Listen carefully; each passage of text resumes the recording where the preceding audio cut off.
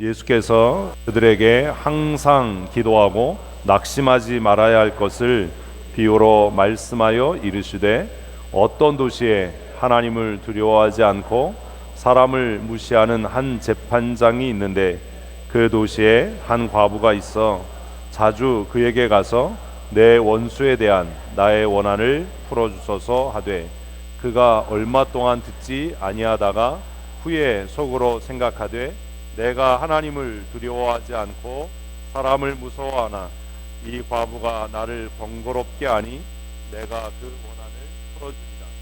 그렇지 않으면 늘 와서 나를 괴롭게 하리라 하였습니다. 그래서 또 이르시되 우리한테 판사가 말하는 것을 들으라. 하물며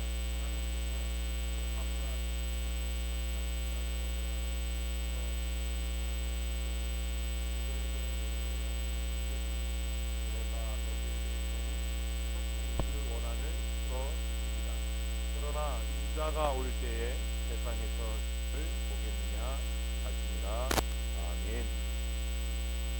오늘 우리는 이 본문 말씀을 가지고 조그맣게 써놓은 것도 보이시죠? 우리가 더욱 힘써야 할 일. 보시면 다 아시리라고 생각을 합니다. 마이크 소리가 갑자기 커졌다가 작아졌다가. 우리는 몇 주 동안에 우리가 변하여 새 사람이 되어야 한다라고 하는 하나님의 말씀을 나누었습니다. 성경은 우리에게 새 부대가 되어야 한다라고 말씀하시고 또 그리스도 안에서 모든 성도는 새로운 피조물이 되었다고 선언합니다. 새 부대가 된다는 것, 그리스도 안에서 새 사람이 된다는 것은 무엇을 이야기하냐 하면 하나님과의 관계가 회복되어졌다라고 하는 것을 말씀합니다. 믿으면 아멘. 우리는 하나님과의 관계가 회복된 사람들입니다. 아멘. 새 부대가 된다는 것은 그냥 간단하게 의식이 새로워지고 마음가짐이 새로워지고 태도가 변하고 또 삶의 방식이 달라졌다라는 것을 의미하는 것만이 아니라 하나님과 새로운 관계에 놓여졌다라고 하는 표현인 것이지요. 이전에는 하나님과 원수가 되었지만 이제 그리스도 안에서 하나님과 화목해 되고 예전에는 버림바 되었지만 잊혀진 바 되었지만 이제는 기억된 바 되고 하나님의 자녀가 되는 은혜를 누리게 되었다고 성경은 우리에게 말씀합니다. 사랑하는 성도 여러분, 우리가 날마다 새로워지기를 소원하는 것은 우리의 소원과 노력으로 새로워지는 것이 아니라 이미 하나님과의 관계가 회복되어졌기 때문에 우리가 마땅히 감당해야 될 의무이고 사명인 줄로 믿습니다. 그러므로 구원받은 성도는 날마다 반드시 새로워져야 합니다. 아멘. 아멘. 우리 옆에 분과 한번 인사하십시다. 날마다 새로워집시다. 말씀드린 것처럼 그래서 개혁주의 교회, 개혁된 교회는 하나님의 말씀으로 개혁되어져서 날마다 개혁되어야 한다라고 이야기합니다. 이것이 장로교의 정신이고 종교개혁의 정신입니다. 제가 지난 주간 동안 서재의 책을 다시 이렇게 정리했는데 책을 정리하고 책 제목들을 보면서 예전에 읽었던 책들의 내용을 다시 생각하고 도전받는 짧은 시간이지만 그런 은혜를 누렸습니다. 기독교 사상사, 장로교회사, 종교개혁사 이런 책들의 내용, 또 칼빈이 쓴 기독교 강요, 또 칼빈의 신학, 로마서의 내용 이런 것들을 다 종합해 보면 교회와 성도들을 향해서 하나님은 내가 그리스도의 피로 너희를 값주고 사서 새롭게 하였으니까 너희는 날마다 새로워져야 한다. 하나님의 말씀으로 새로워져야 한다라고 우리에게 말씀하고 명령합니다. 그러므로 성도는 날마다 자신을 하나님의 말씀에 비추어 새로워지기를 힘쓰고 또 새 사람이 되기 위해서 더욱 하나님의 은혜를 간구하는 믿음의 사람이 되어야 할 줄로 믿습니다. 왜냐하면 하나님은 새 일을 이루시는 분이기 때문입니다. 지난주에 이사야 43장에서 하나님께서 이스라엘 백성들을 향해서 옛일을 생각하지 마라, 옛것을 기억하지 마라, 말하지 마라, 그것을 돌이켜 생각하지 말고 이제 내가 이룰 새 일을 기대해라, 그것을 바라봐라 라고 선언합니다. 그래서 보라, 내가 새 일을 행할 것이다. 아멘. 하나님께서 날마다 새로워지기를 소원하는 우리를 위해서 새 일을 이루시고 행하실 줄로 믿습니다. 그 새 일이 뭐였어요? 광야의 길을 내는 거예요. 아무도 걸어보지 못한 길. 광야는 죽음의 길이죠. 그래서 얼마 전에 한 대학생이 그 자신의 이력서에 이력을 하나 첨부하려고, 우리가 흔히 쓰는 외래어로 스펙을 첨부하려고 사막을 걷다가 죽었어요. 참 미련하지요. 광야는 위험한 곳이에요. 목숨을 걸어야 하는 곳이고, 그런데 하나님께서 그 광야에 뭐 하신대요? 길을 내신대요. 그리고 사막에 강을 흐르게 해서 정말 미련한 승냥이와 또 하나님을 찬양하게 하고, 하나님의 택하신 백성으로 그 광야의 길을 걷게 하고 광야의 샘물을 마시게 하겠다라고 약속하셨습니다. 그러므로 성도는 날마다 새로워져야 하고 하나님께서 이루실 새 일을 기대하는 믿음의 사람이 되어야 할 줄로 믿습니다. 한번 하십시다. 하나님께서 나를 위해서, 우리 가정을 위해서, 우리 교회를 위해서 새 일을 이루실 줄로 믿습니다. 아멘. 아멘. 그런 기대가 있어야 합니다. 우리는 그냥 단순하게 건물을 짓는 것이 아니라 하나님이 이루실 새 일을 기대하는 겁니다. 건물을 잘 지었냐, 뭐 공사가 원만하게 됐냐, 별로 그건 그렇게 중요한 게 아니에요. 사실 예배당 지으면서 뭐 이런 얘기도 있고 저런 말도 있고, 뭐 공기가 뭐 이렇게 늘어나서 뭐 답답함도 있고, 뭐 여러 가지 의견들이 많잖아요. 하다못해 바닥에 뭘 깔까 이거 가지고도 막 그냥 고민하잖아요. 서재에 타일 깔았는데 깔고 나서 보니까 잘못 깔았어요. 왜 잘못 깔았는지 아세요? 무늬가 있어서요, 때가 묻으니까 안 지워져요. 아유, 그거 지우려면 겸손하게 무릎 꿇고 주기도문과 사도신경을 외우면서 티슈로 빡빡빡 닦아야 돼요. 이사하다가 잉크를 엎질렀는데 닦아도 안 지워지는 거예요. 왜 안 지워지겠어요? 무늬가 오돌도돌 있는 거예요. 볼 때는 이뻤는데 잉크 떨어지니까 이거는 난리가 나는 거죠. 그런 시행착오해요. 근데 그게 별로 그렇게 중요한 건 아니잖아요. 뭐 잘못했으면 야단 한번 맞고, 아니 잘못했네 그러면 끝나는 거지, 그거 했다고 무슨 철천지 원수가 될 것도 아니고 그렇잖아요. 우리는 새 예배당을 짓고 아 공사가 잘 돼서 누구 덕이야 뭐 이걸 위해서 하는 게 아니라 이 일을 통해서 하나님이 이루실 새 역사를 기대하는 사람들이 되십시다. 아멘. 아멘. 저는 그런 기대가 있어요. 하나님이 어떻게 일하실 것인가, 어떤 새 역사를 이루실 것인가. 지금 이렇게 널널하게 앉으니까 얼마나 좋아요. 안 좋으신가 봐요. 그러나 머지않은 장래에 이 자리가 꽉 차는 은혜를 하나님께서 주실 줄로 믿습니다. 그런 걸 기대해야죠. 보라, 내가 새 일을 이루리라, 새 일을 행하리라. 그러나 이사야 43장 말씀을 보면 하나님이 이루실 새 일은 양면성이 있어요. 하나는 뭐예요? 하나님의 백성이 아닌 사람들을 향한 공의의 심판과 하나님의 백성을 향한 풍성하시고 또 충만하신 구원의 은혜, 양면이 있어요. 그래서 이사를 읽어보면 바벨론에 대해서, 애굽에 대해서, 두로와 시돈과 암몬에 대해서 하나님의 돌이킬 수 없는 심판을 선포하시지요. 그리고 한편으로는 포로로 잡혀간 이스라엘, 흩어진 내 백성을 하나님께서 불러 모으실 거다. 그래서 열방이 그들을 다 토해내게 될 거다. 그들이 다시 주께로 돌아와서 하나님을 찬미하게 될 거다라고 성경은 말씀합니다. 그런 은혜를 누가 누릴 수 있느냐? 그리스도 안에서, 그 다음 하셔야죠. 그리스도 안에서 새로워진 사람들, 새 부대가 된 사람들, 그리스도 안에서 하나님과의 관계가 회복된 사람들이 누리게 되는 은혜인 줄로 믿습니다. 그래서 새로워져야 되는 겁니다. 새로운 마음을 가집시다, 새로운 생각을 가집시다라고 하는 것이 그저 정신 계몽이나 태도를 변화시키는 단순한 일이 아니라 깨어진 하나님과의 관계를 회복하자. 깨어진 하나님과의 관계를 회복해서 하나님이 우리를 위해서 이루실 풍성한 은혜를 누리는 믿음의 사람들이 되었으면 좋겠습니다. 애굽에서 많은 사람들이 나왔습니다. 그렇다고 해서 그 사람들이 다 가나안에 들어간 것은 아닙니다. 성경에 보면 20세 이상으로 애굽에서 나온 사람 중에 가나안에 들어간 사람은 딱 어떻게 하셨어요? 두 사람이에요. 누구요? 여호수아와 갈렙. 그 일에 대해서 성경은 뭐라고 이야기하냐면 여호수아와 갈렙은 그들과 같지 않았다. 여호수아와 갈렙은 그들과 마음이 달랐다라고 이야기해요.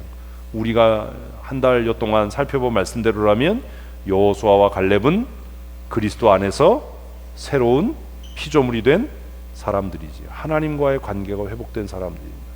그 사람들의 특징은 상황을 바라보는 것이 아니라 뭘 바라보는 거예요? 하나님의 약속, 하나님의 말씀. 그래서 실수한 것은 빨리 인정하고, 그러나 우리의 실수를 통해서라도 하나님은 하나님의 구원을 이루어 가실 거다. 아멘. 서재 그 바닥에 타일을 빨리 깔았던 이유가 뭐냐면 여러 이유 중에 하나가 그걸 깔아봐야 예배당 걸 결정할 거 아니에요. 서재 깔았던 거하고 같은 형태의 푸른 계열을 깔으려고 했는데 깔아보니까 야 이거 안 되겠다. 예배당 바닥에 뭐 묻으면 이거 안 지워진다. 그래서 바꾼 거예요. 그 시행착오를 통해서 하나님께서 우리의 실패, 우리의 실수, 우리의 잘못을 통해서 그게 때로는 자존심 상하고 마음 아프고 상처가 되기도 하지만, 그러나 하나님은 그 일을 통해서도 하나님의 선하신 뜻을 이루실 줄로 믿으십시오. 그러면 염려할 게 없는 거예요. 그냥 인정하면 되는 거예요. 아 실수했어. 처음이라서 뭐 잘못 선택했어. 잘못 결정했어. 그러면 끝나는 거예요. 근데 그걸로 마음이 상하고 그걸로 고민하기 시작하면 하나님이 우리를 위해 새롭게 하실 일들을 누리지 못하게 되는 겁니다. 여호수아와 갈렙처럼 새로운 믿음의 사람이 되십시다. 그리고 오늘 그 새로운 믿음의 사람이 된 하나님의 사람들을 향해서 하나님께서 우리에게 주시는 말씀이 있습니다.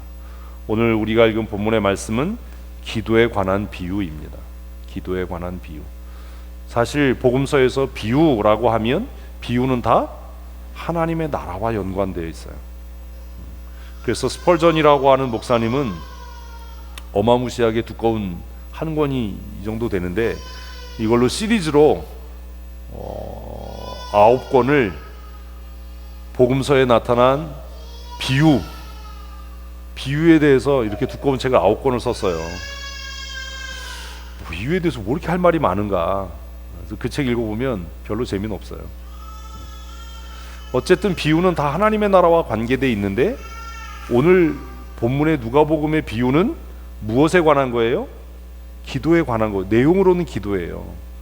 그러면 우리가 먼저 생각해야 될 게 뭐냐면 내용은 기도를 다루고 있지만 결국 이 기도도 무엇과 연관된 거다? 하나님의 나라와 연관된 거다라고 하는 것을 놓치면 안 됩니다. 이걸 잊으면 오늘 본문을 왜곡하는 실수를 할 수 있어요. 모든 비유는 하나님의 나라와 관계되어 있고, 그리고 오늘 본문은 기도에 대한 내용을 비유로 말씀하시지만 이것이 비유라고 하는 형태를 띠고 있으니까 이것은 내용은 기도에 관한 것이지만 형태적으로는 하나님의 나라에 있습니다 라고 하는 것을 기억하셔야 합니다. 우리는 앞으로 이 본문 말씀을 통해서 몇 가지를 생각하게 될 건데, 첫째는 기도가 뭐냐 도대체 다루지 않을 거지만 여러분들이 생각하시라는 거예요. 그리고 두 번째로는 왜 기도해야 되는가? 성도는 왜 기도해야 되나? 그러면 기도를 한다면 무엇을 기도할 건가? 그리고 무엇을 위해 기도할 건지가 결정됐다면 어떻게 기도할 건가? 이것들을 고민하고 성경에서 답을 찾아보셨으면 좋겠습니다. 도대체 기도란 뭐냐? 왜 기도해야 되냐? 기도를 안 하면 어떻게 되냐? 그러면 무엇을 위해서 기도할 거냐? 그리고 그것을 위해 기도할 때 어떻게 기도할 거냐? 이것들을 말씀을 우리가 함께 묵상하시면서 머리로 잘 생각하시고 마음에 새기셨으면 좋겠습니다. 예수님께서 기도에 대한 말씀을 비유로 하신 이유가 있습니다. 1절 말씀을 한번 읽어보십시다. 예수께서 그들에게 항상 기도하고 낙심하지 말아야 할 것을 비유로 말씀하여 이르시되, 예수님께서 기도에 관한 것을 비유로 말씀하신 이유가 뭐예요? 첫째는 항상 기도해야 한다. 중요한 거를 피해 가시는 은사를 이제는 포기하셔야 돼요. 나는 중요한 걸 피해 가겠다 이런 생각하시면 안 되고 꼼꼼하게 보셔야 돼요. 기도에 대해서 비유로 말씀하신 첫 번째 이유가 뭐예요? 항상 기도해야 돼요. 한번 따라 하십시다. 성도는 항상 기도해야 합니다. 항상 기도하는 성도들 되십시다. 기도하면서 낙심하지 않는 성도들 되십시다. 이게 쉽지 않으니까 말씀하셨겠죠. 항상 기도하는 게 누구나 하는 일이고 쉬운 일이라면 비유로 굳이 말씀하지 않으셨을 거예요. 기도하면서 낙심하지 않을 수 있는 일이 모두가 할 수 있는 일이라면 굳이 비유로 말씀하실 이유가 없다는 거지요. 두 가지가 안 되는 거예요. 뭐가 안 돼요? 항상 기도하는 일이 안 돼요. 어쩌면 기도가 안 돼요. 그리고 기도하면서 우리는 자주 빠르게 뭐해요? 낙심해요. 비유의 내용은 간단합니다. 비유에 등장하는 두 사람이 있습니다. 하나는 누구예요? 재판장입니다. 읽을 때 잘 읽으라고 그랬잖아요. 누가 등장해요? 재판장이요. 또 한 사람은 누구예요? 과부예요. 아주 극단적인 예죠. 아주 극단적인 예. 근데 이 재판장에 대해서 뭐라고 표현하죠? 하나님을 두려워하지 않고 또 사람을 무시하는. 그래서 우리는 이 사람을 그냥 통상적으로 교회에서는 불의한 재판장 이렇게 불러왔어요. 이 사람은 하나님을 두려워하지 않아요. 왜요? 자기 힘과 자기 능력으로 이 자리까지 왔다라고 생각하는 거예요. 자신의 노력으로 내가 이 권한을 얻어서 이 권세를 얻었으니까 내가 내 맘대로 할 거야. 이 권한을 내가 누리며 살 거야. 그래서 하나님을 무서워하지 않아요. 하나님을 무서워하지 않는다는 말이 재판장이라고 하는 직무와 연결될 때 어떤 의미를 가질까요? 자기 마음대로 재판한다는 거겠죠. 하나님을 두려워하지 않고 라는 말이 의미하는 건 이 사람은 하나님의 공의를 따라 재판하는 사람이 아니라 어떻게 해요? 자기 마음대로 재판하는 사람이라는 거예요. 그래서 하나님을 두려워하지 않고 라고 써놓은 거예요. 또 두 번째로는 이 사람은 어떤 사람이라고요? 사람을 무시해요. 사람을. 그럼 걔는 존중하나? 그 얘기가 아니잖아요. 어떤 사람이요? 가난한 사람, 권력이 없는 사람, 자기에게 유익이 안 되는 사람, 도움이 안 되는 사람, 이런 사람을 무시하는 거죠. 그러면 이 사람이 재판할 때 어떻게 했겠어요? 뇌물을 받고 재판을 하든지 자신에게 어떤 유익이 되는 사람을 이롭게 재판하든지 하는 일을 했던 사람이에요. 그런데 그 마을에 한 과부가 등장합니다. 이 과부는 그러면 재판장과의 관계에서 어떤 관계에 있을까요? 밥이에요. 밥. 간단하잖아요. 뭐 어렵게 얘기하지 마세요. 밥이에요. 이건 눈에도 안 차. 이건 뭐 꺼리도 안 돼. 예? 상대가 안 되는 거예요. 이 사람이 하나님을 두려워하지 않고 사람을 무시하는데 과부가 눈에 보였겠어요? 예수님 시대의 과부면 첫째 어때요? 요새 과부하고는 좀 달라요. 첫째 가난했겠죠. 삶이 정말 힘들었을 거 아니에요. 나가서 경제활동을 해야 되니까 살림도 옹색하고 또 뭐 자기를 꾸미지도 못하고 그랬을 거예요. 요즘 과부들은 돈 많고 이쁘고 다 날씬하고 그러잖아요. 아니에요? 그러니 상대가 안 되는, 그림 자체가 상대가 안 되는, 그래서 듣는 사람은 다 이해하는 그런 상황이었겠구나. 내용이 그런 거예요. 그런데 이 과부는 정말 뭐가 있었어요? 원통함이 있었어요. 누구도 들어주지 않는 원통함. 이 문제는 재판장이 해결해야 돼. 그래서 과부가 재판장을 찾아와서 뭐 해요? 요청을 합니다. 요청. 3절 함께 읽어보십시다. 그 도시에 한 과부가 있어 자주 그에게 가서 내 원수에 대한 나의 원한을 풀어주소서 하되. 자주, 아주 빈번하게. 이 과부는 이 재판장이 하나님을 두려워하지 않고 사람을 무시한다는 걸 알았을까요? 몰랐을까요? 알았지요. 알았어요. 그런데도 이 과부는 뭐 하지 않았어요? 포기하지 않았어요. 갈 때마다 얼마나 무시당했겠어요. 찾아갈 때마다 이 재판장이 얼마나 개무시했겠어요. 이런 얘기하면 안 되는데, 개무시. 얼마나 무시했겠어요. 얼마나 수모를 당했겠어요. 문잠복대 당했겠죠.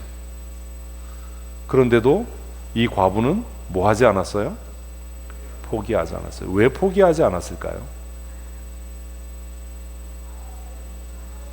왜 포기하지 않았을까요? 이 과부가 포기하지 않았던 이유가 뭐라고 생각하세요? 그래도 이 재판장이 일말의 양심은 있어, 뭐 이런 기대가 있어서였을까요? 아닌가요? 왜 포기하지 않았을까요? 오늘 본문에 써 있어요. 원수에 대한 나의 원통함. 그 재판장의 악함에 비해서 이 과부가 가지고 있었던 원통함의 무게가 더 크고 무거웠던 것 아닙니까? 그렇다면 이 3절을 통해서 우리가 깨닫게 되는 건 뭐냐 하면, 우리의 기도는 응답받기에 너무 가벼운 거예요.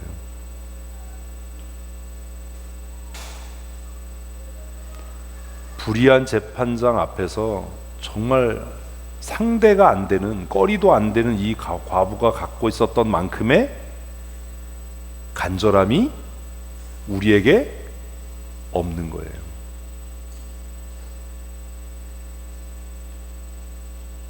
이 과부는 자기가 찾아가면 무시당할 걸 알지요.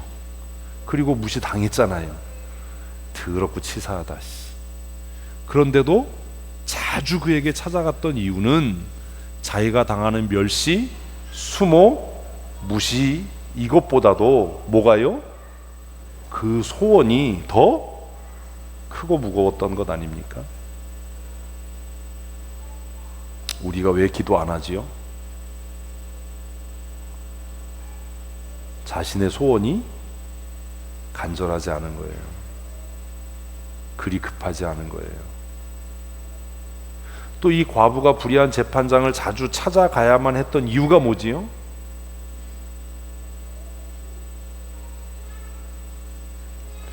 교회 조금 일찍 오셔서 본문을 한번 읽고 고민을 해보세요.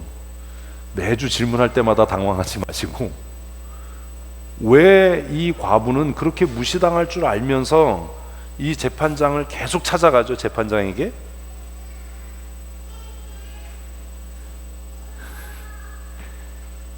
방법이 그것밖에 없었으니까요. 우리는 왜 기도 안 하지요? 다른 선택지가 많다라고 생각하는 거예요. 내가 기도하지 않아도 내가 원하는 바를 이룰 수 있는 방법이 많다.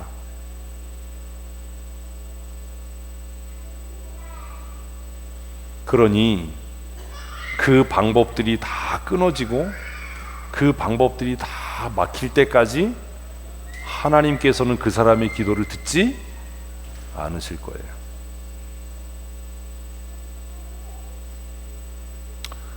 돈이 부족하면 뭐 융자하면 되지 뭐. 이 문제는 누구에게 찾아가서 부탁하면 되지 뭐. 이건 내 경험으로 내 지식으로 하면 되지 뭐. 그런 마음을 한편에 갖고 있으면서 여전히 나와서 기도한다면 그 기도는 응답될 가능성이 없는 겁니다. 왜 응답될 가능성이 없어요? 그 기도에 한 가지 빠진 게 있어요. 뭐가 빠졌어요? 간절함이요, 진실함이요. 이 과부가 그렇게 무시를 당하면서도 자주 이 재판장을 찾아갈 수밖에 없었던 이유는 방법이 그거 하나인 거예요. 하나님께서는 우리가 하나님만을 기대하고 하나님만을 의지하기를 원하시는 줄로 믿으십시오. 하나님을 기대하지 않고 다른 것을 기대하고 다른 방법을 찾는 것을 성경은 간단하게 우상숭배라고 이야기해요.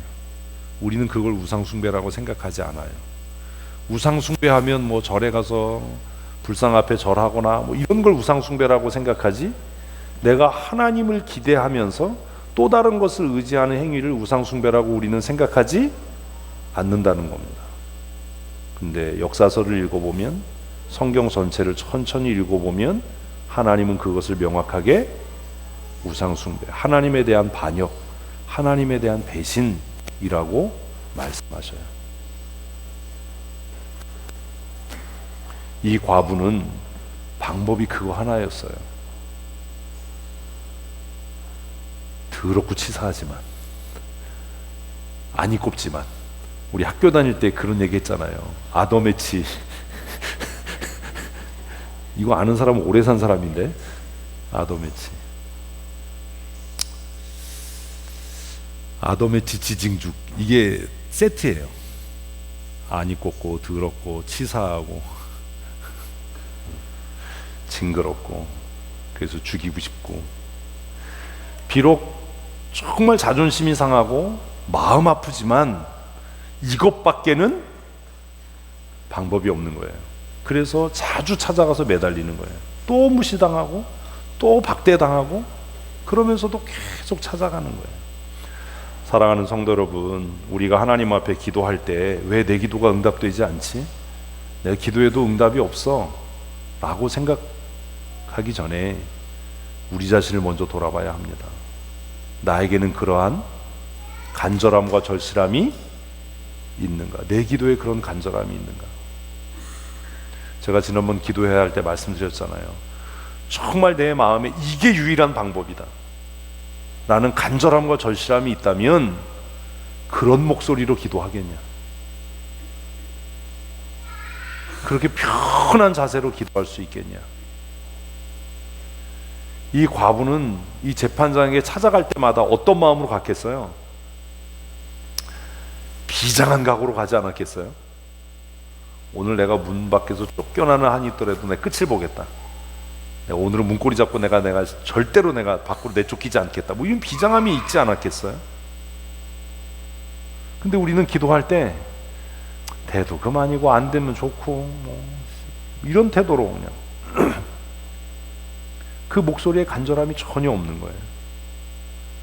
그 기도하는 태도에 정말 절실함이 없는 거예요. 그러니 그 기도가 응답되겠습니까?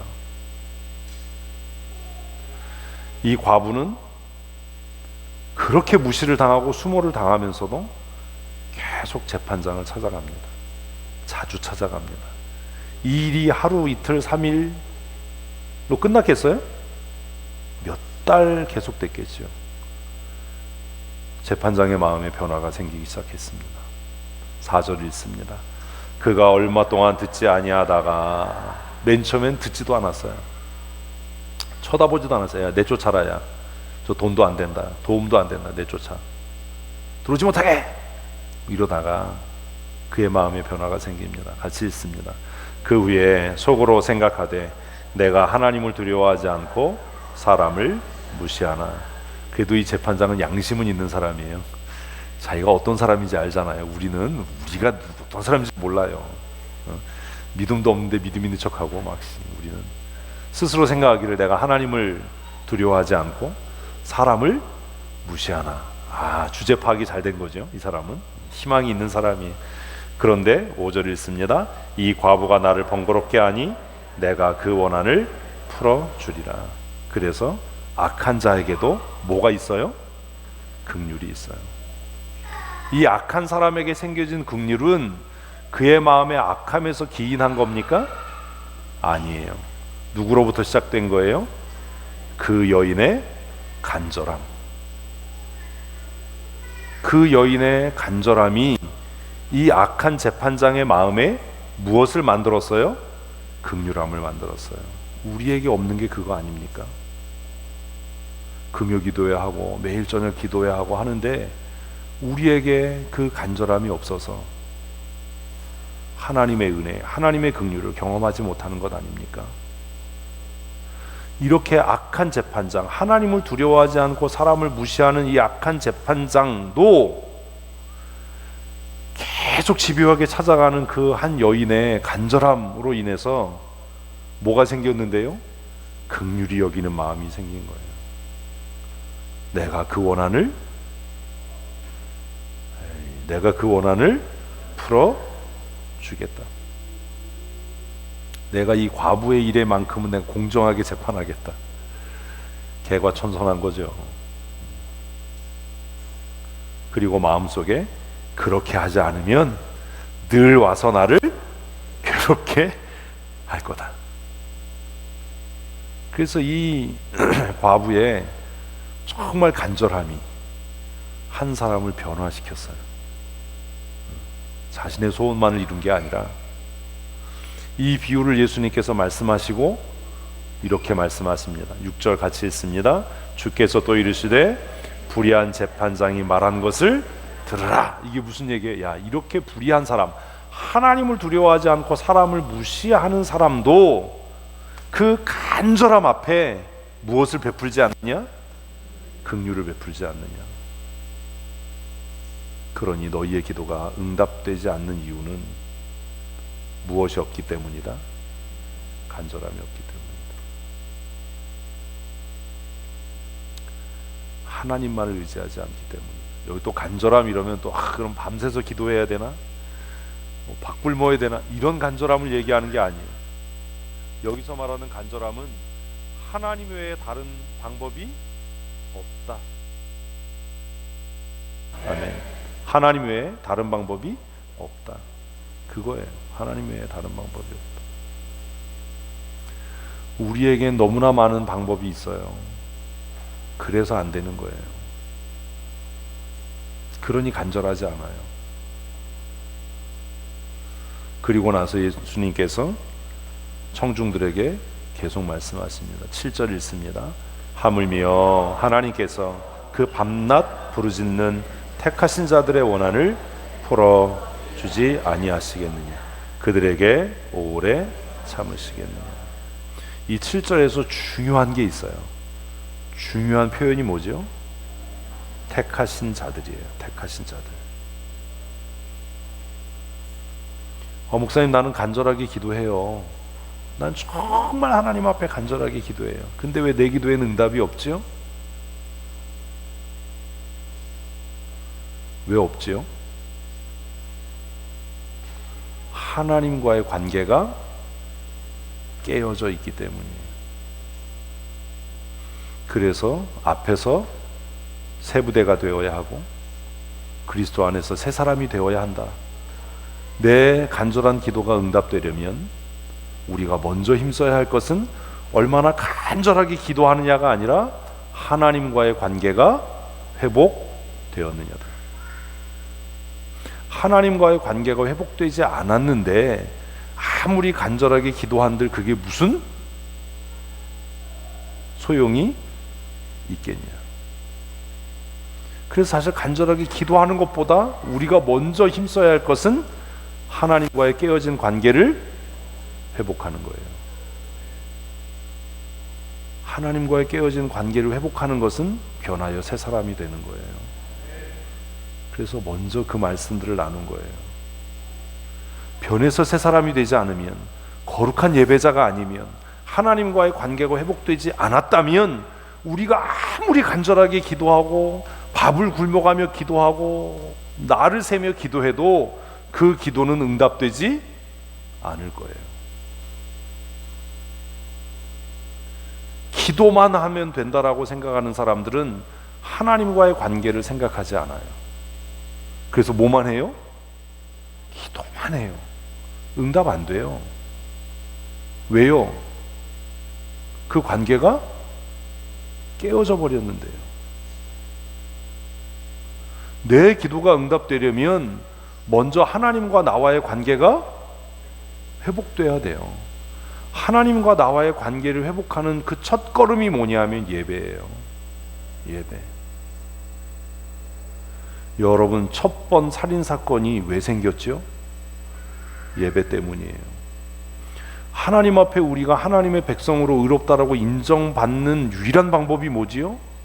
예배예요. 이게 깨어져 버렸는데 어떻게 기도가 응답됩니까? 아벨이 살해당한 이유가 뭡니까? 가인이 동생을 죽여야 했던 이유가 뭡니까?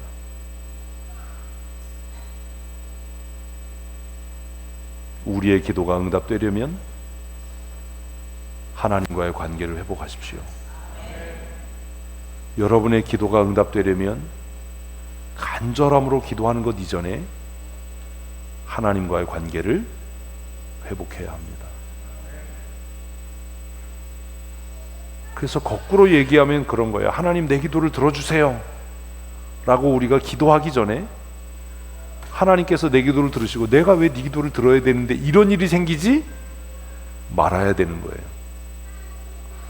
아니면 쉽게 얘기하면 그런 거잖아요. 옆집 사는 애가 우리 집 와서 아저씨 등록금 나오는데 등록금 내주세요 이거잖아요. 코미디 빅리그인가? 그 프로에 그런 거 있잖아요. 옆집 사람이 와가지고 좀 자고 갈게요. 이거 얼마나 웃기는 일이에요. 하나님과의 관계는 다 깨어졌는데 밤새워 기도하고 금식하고 기도한다고 해서 그 기도가 응답될 거라고 생각한다면 얼마나 어리석은 겁니까? 그래서 오늘 7절 결론 부분에도 예수님께서 뭐라고요? 택하신 자들, 하나님과의 관계가 회복된 자들의 기도를 들으신다. 아멘. 하나님과의 관계가 회복된 자들. 그래서 우리가 힘써야 할 것은 열심으로 간절히 기도하기 이전에 새 부대가 되고 그리스도 안에서 날마다 새 사람이 되는 일이어야 하는 줄로 믿습니다. 하나님에게는 뭐가 풍성해요? 긍휼이 풍성해요. 그래서 뭐라고 이야기합니까? 오래 참으시겠느냐? 오래 참지 않는다. 혹시 여러분 오래 기도했는데 그 기도가 속히 응답이 없다면 기도하는 것을 잠시 멈추고 뭘 먼저 점검해야 돼요? 하나님과의 관계가 회복되어 있는가? 회복되어 있는. 가끔 선배 목사님들이, 지금은 뭐 그런 일이 별로 없는데 예전에 제가 목회 컴퓨터를 처음 목사님들이 쓰시기 시작할 때 좀 도와드렸거든요. 어느 날 전화가 와요. 이 목사, 야 오늘 토요일인데 컴퓨터가 안 켜져. 고장났나 봐. 주보 만들고 설교 준비해야 된대. 속으로 주보 좀 일찍 만들고 설교 준비도 일찍 하지. 토요일날 꼭 밤에 그 가봐요. 아무 이상이 없는데 안 켜져요. 왜 안 켜져요? 플러그 빼놓은 거예요. 멀티탭 스위치 꺼놓고. 되게 미안해 하세요. 나와 하나님과의 관계가 그런 거 아닌가요? 플러그 뽑혀 있는데, 전원장치의 스위치가 꺼져 있는데 왜 응답이 안 되지? 응답이 안 되니 기도할 필요 없어. 아, 응답이 안 되는데 그냥 형식적으로 하긴 해야 되니까 해야지. 혹시 그러고 있는 건 아닌가요? 하나님의 긍휼은 지난주 이사야 43장에 사막의 강들과 광야의 새 길은 누구를 위한 거예요? 택한 백성들을 위한 거예요. 그러니 간절히 기도하는 것 그 이전에 힘써서 하나님과의 관계를 회복하십시오. 이게 중요합니다. 이게 중요합니다. 개인 경건, 공적인 예배, 하나님의 정의와 공의를 실천하는 것. 하나님께서 그 택하신 자들을 향한 긍휼을 베푸실 줄로 믿습니다. 그런데 진짜 문제가 있어요. 진짜 문제가 뭐냐? 7절 다시 읽습니다. 하물며 하나님께서 그 밤낮 부르짖는 자들의 택하신 자들의 원한을 풀어주시지 아니하시겠느냐? 그들에게 오래 참으시겠느냐? 내가 너희에게 이르노니 속히 그 원한을 풀어주리라. 그런데 남아있는 한 가지 문제는 읽습니다. 그러나 인자가 올 때에 같이요 세상에서 믿음을 보겠느냐 하십니다. 남겨진 진짜 문제가 뭐예요? 믿는 자가 없는 거예요. 무슨 말이에요? 두 가지로 정리할 수 있어요. 첫째는 하나님과의 관계가 회복된 자가 누구냐? 없다라는 거죠. 또 하나는 그렇게 간절하게 기도하는 자가 없다라는 겁니다. 우리 교회가 예배당을 건축하고 하나님이 주시는 새로운 부흥의 때를 기대하면서 정말로 힘써야 할 일은 우리 한 달 동안 말씀을 나눈 것처럼 첫째로 하나님과의 관계를 회복시키는 일입니다.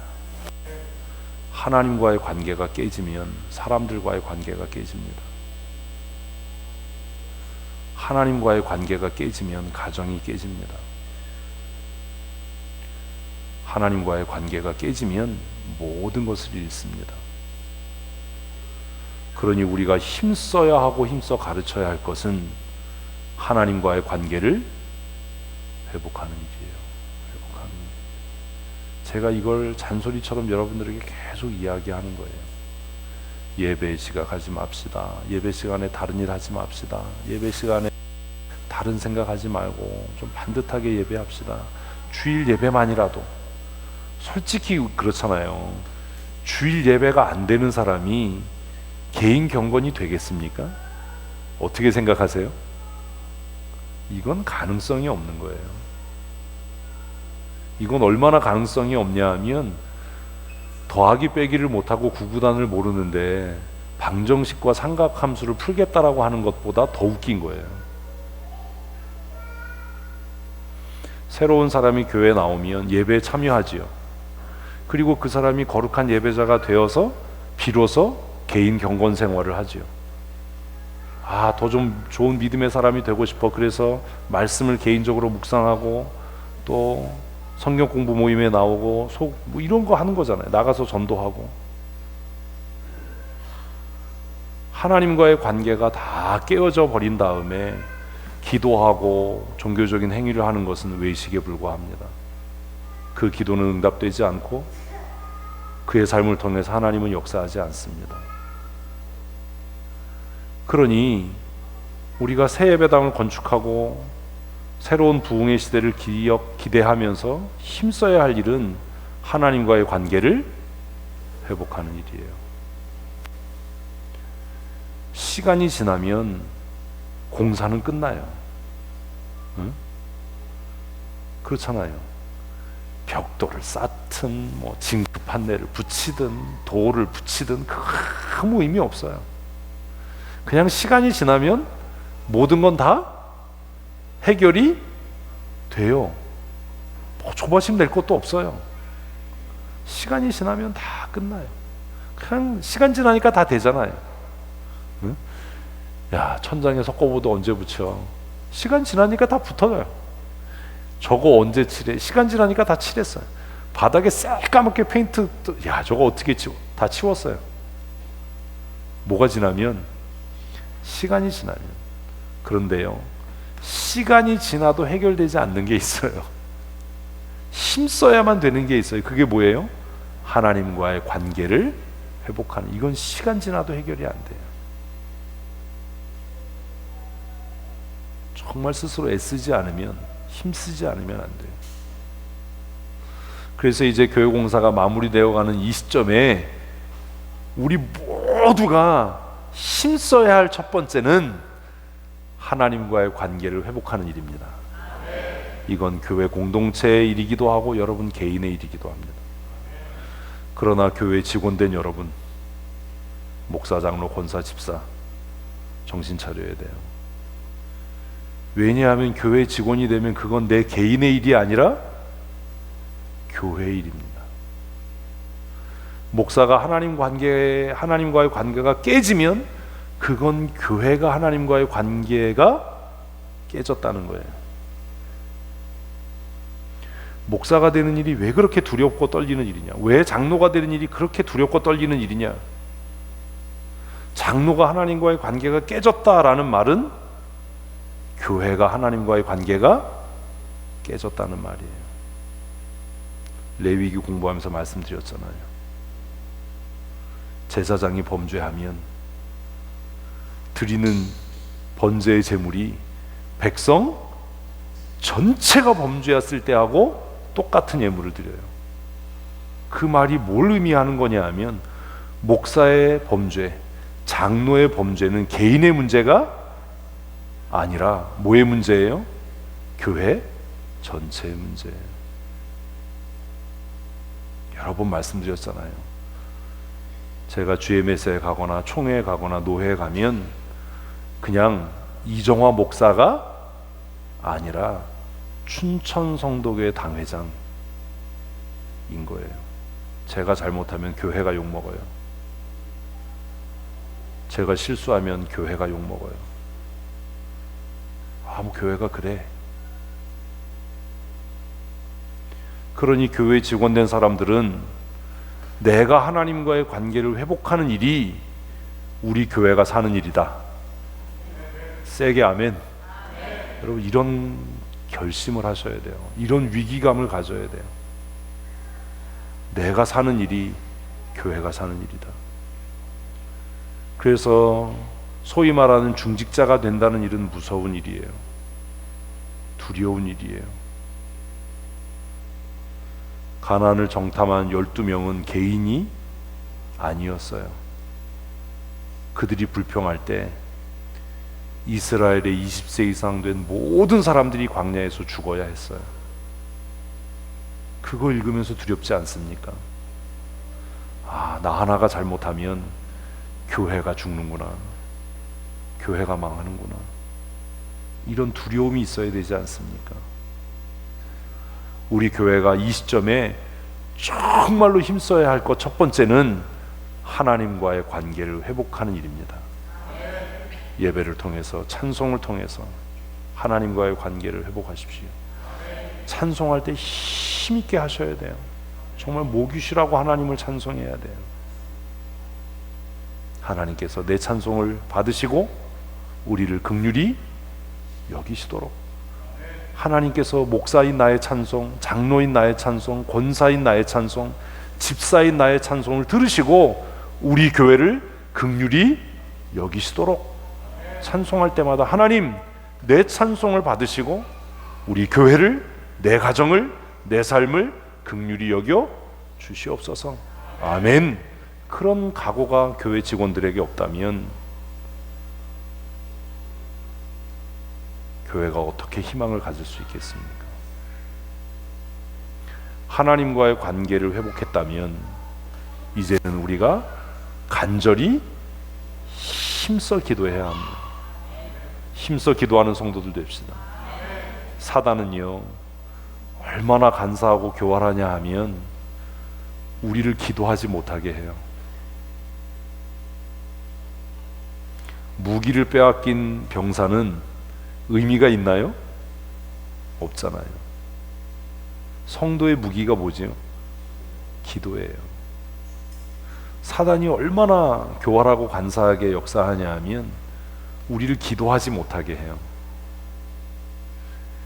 사단이 가장 효율적으로 우리를 기도하지 못하게 하는 방법이 뭔지 아세요? 그걸 모르세요? 남자들은 이거 모르면 안 되는데. 남자들 훈련소 가면 총을 뭐처럼? 생명처럼, 애인처럼. 요즘에도 그런 얘기 하나? 애인 다루듯이 다뤄라, 뭐 이런 얘기. 총 뺏기면 끝나는 거잖아요. 사단이 성도들로 하여금 기도하지 못하게 하는 가장 효율적인 방법이 뭔지 아세요? 모르세요? 뭔 것 같아요? 감정을 상하게 하는 거예요. 바쁜 것도 아니고 피곤한 것도 아니야. 사단은 우리의 가장 취약한 걸 알아요. 그게 뭐예요? 감정. 쉽게 말하면 기분 나빠. 자, 기분 나쁜데도 기도가 잘 되더라. 손 들어보세요. 감정이 상했는데 교회 오고 싶더라. 손 들어보세요. 그런 사람 없어요. 사단은 우리의 감정을 상하게 해요. 별것도 아닌 거예요. 별것도 아닌 말인데 듣고 괜히 기분이 나빠. 이게 기분 나쁜 일도 아닌데 괜히 기분이 나빠. 그래서 뭐 해요? 감정이 상해요. 그러면 나타나는 일이 뭔지 아세요? 기도하기 싫어져요. 교회 가기 싫어져요. 예배가 재미없어져요. 망해가는 거예요. 저도 사람이니까 감정이 상할 때가 있잖아요. 그러면 나타나는 현상이 뭐게요? 교회 가기 싫어져요. 그 농담처럼 얘기하는 거야. 오늘은 자습. 응? 교회 가기 싫어져요. 기도하기 싫어져요. 무슨 생각 드는지 아세요? 기도하면 뭐해? 기도해봤자지. 내 마음이 상했는데. 설교 준비가 안 돼요.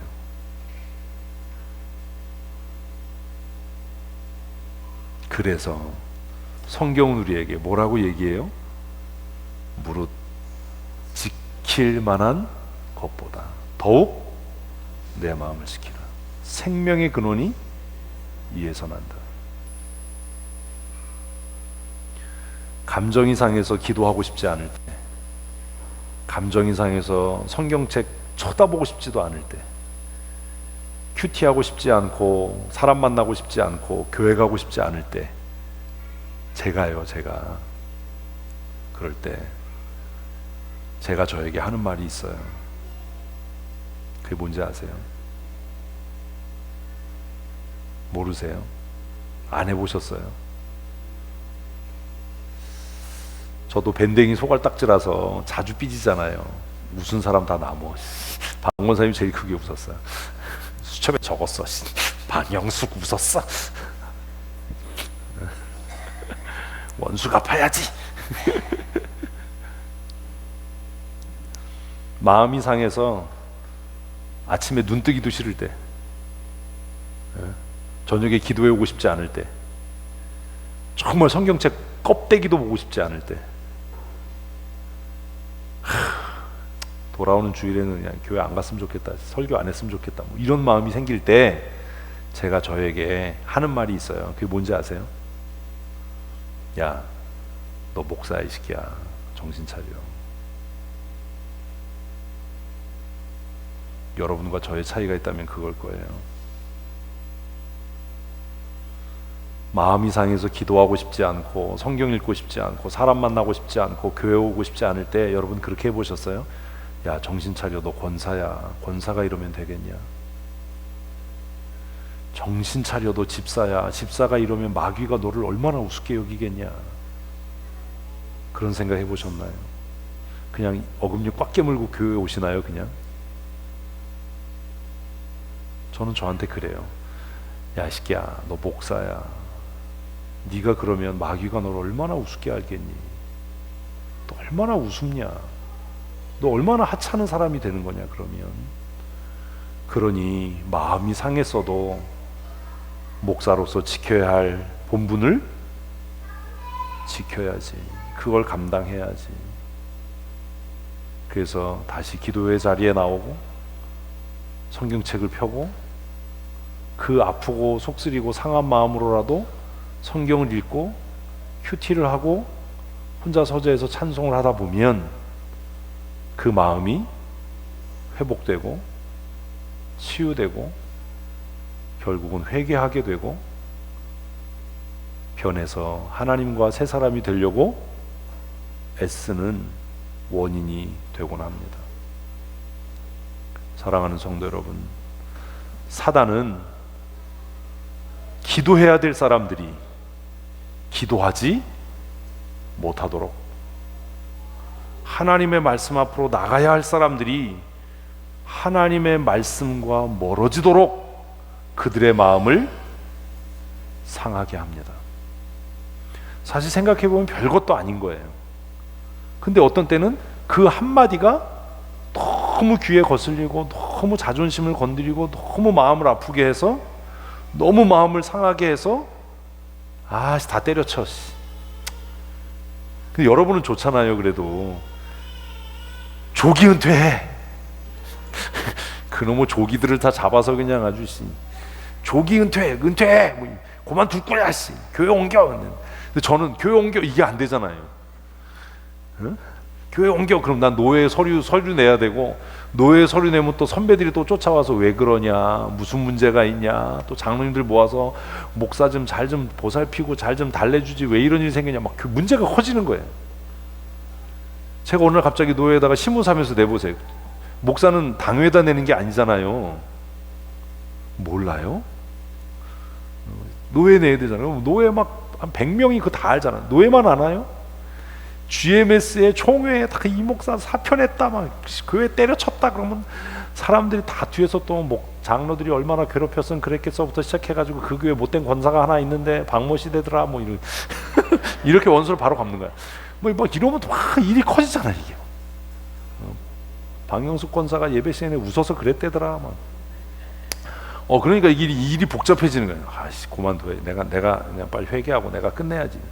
여러분들은 그냥 아이씨 목사님 은퇴할 거예요 휙 던지고 그냥 가면 끝나잖아요. 그 생각하는 거예요. 때로는 그 무겁게 느껴지는 직분이 나를 살린다. 때려치고 싶을 때, 그만두고 싶을 때 정신 차리시기야 너 목사야. 그래서 참게 하고 또 은혜의 보좌 앞으로 나가게 하고 또 회개하게 하고 하나님의 은혜를 간구하게 하는 거죠. 왜 그런 마음 들 때가 없겠어요? 내가 이런 치사찬란한 얘기 듣고 진짜 이 일을 해야 되나, 억울하다, 이런 마음이 왜 안 돼? 이거 잘해줬더니 이게 나를 뒤통수를 쳐, 너희 한 번만 이런 마음이 왜 안 들겠어요? 월요일날 마음이 상했는데 수요일날 생글생글 웃으면서 여러분 앞에 올 수 있는 건 뻔뻔해서가 아니고 양심이 무뎌서가 아니라 월요일부터 속 끓이고 속 뒤집어지는 나와의 그 치열한 싸움이 있기 때문인 거예요. 근데 월요일날 그랬는데 수요일날도 시큰둥한 표정으로 나타났다. 그럼 아직도 그 싸움이 그냥 계속되고 있는 거예요. 너 목사인데 근데 너무 마음이 아파. 너 목사인데 너무 마음이 아파. 이러고 있는 거예요. 사랑하는 성도 여러분, 감정의 노예가 되지 마십시오. 우리가 감정에 사로잡히는 순간에 영적인 싸움은 끝나는 겁니다. 우리의 마음이 상할 때, 그 속상함이 우리로 하여금 기도하고 싶지 않게 하고 말씀을 듣고 싶지 않게 할 때 우리 스스로 결심해야 됩니다. 어떻게 해요? 나는 하나님의 사람이다. 한번 하십시다. 나는 어떤 경우에도 하나님의 사람이다. 아멘. 그런 굳은 결심이 있어야 돼요. 그런 굳은 결의가 나를 지켜내는 겁니다. 그래서 하나님과의 관계를 또 회복하고 또 성경을 읽고 또 큐티를 하고 또 찬송하면서 회개하고 하나님 나를 긍휼히 여겨주십시오. 나를 불쌍히 여겨주십시오. 그 은혜로 사는 겁니다. 말씀을 정리합시다. 사랑하는 성도 여러분, 지금 이 시점에 우리 교회가 해야 할 일은, 우리 모두가 해야 할 일은 첫째, 하나님과의 관계를 회복하는 일입니다. 하나님과의 관계를 회복하는 믿음의 사람들 되십시오. 그리고 두 번째는 하나님 앞에 열심을 다해 힘써 부르짖고 간구하는 일입니다. 아멘. 아무리 생각해봐도 빚 갚을 일이 깝깝한 거예요. 이거 어떻게 갚지? 방법을 찾고 궁리하기 전에 우리 기도합시다. 기도하면 하나님께서 지혜를 주실 줄로 믿습니다. 또 하나님께서 우리가 깨닫지 못했던 새로운 길을 보게 하실 줄로 믿습니다. 하나님의 길이 마련되어 있는데 우리의 눈이 어두워 보지 못하는 것일 수도 있으니까 그 홍해의 깊은 바다 속에 길이 숨겨져 있다는 걸 누가 알았겠어요? 홍해를 가르치는 하나님, 그 깊은 물 속에 길을 내시는 하나님, 그 하나님께서 우리의 기도를 들으시고 응답하셔서 우리가 보지 못하는 하나님의 놀라운 역사를 보게 하실 줄로 믿습니다. 이제 오늘부터 우리 마음을 새롭게 하고 우리가 힘써야 할 일 두 가지, 하나님과의 관계를 회복하고 힘써 부르짖어 간구하는 성도들 되십시다.